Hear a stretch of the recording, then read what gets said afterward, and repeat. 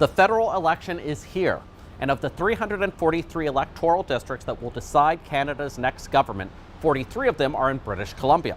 But not all electoral districts are created equally. Here's what you need to know about Canada's election on the West Coast and which parts of this province will see the most attention from the main political parties. First, let's look at where BC stood in Parliament at the start of this year, and it is about as close as you can get. 14 MPs from the governing Liberals, 14 from the official opposition Conservatives, 13 from the NDP, and 1 from the Greens, Elizabeth May, where she's been MP for Saanich Gulf Island since 2011. Now, the breakdown of voter support across the province was pretty similar as well. 33% for the Conservatives, 29% for the NDP, and 27% for the Liberals. But traditionally, very few ridings in this province are close three-way races. That's because each party has different areas here where they are strong. For the Conservatives, it's the Interior and Fraser Valley. They or their predecessors have won the majority of the ridings from Abbotsford to Fort Nelson in every election since 1993. And this time around, voters in the Interior will go from choosing 9 MPs to 10, as population growth in the Okanagan and Kamloops area has given that part of the province 1 additional seat in redistribution.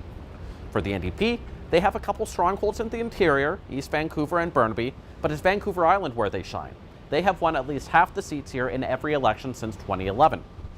Historically, though, right-wing parties have done well, particularly the further up the island you go.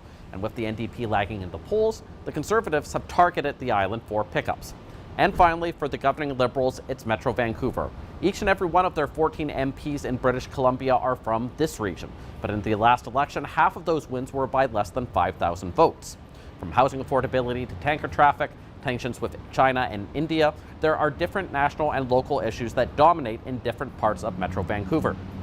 Now, because there are so many MPs to elect, and because so many of these places are historically close ridings, we'll likely see a lot of Mark Carney, Pierre Poilievre, and Jagmeet Singh in Metro Van, and very little of them beyond Hope. It may not be treating the province equally, but it could make the difference on who forms government on April 28th. Justin McElroy, CBC News, Vancouver.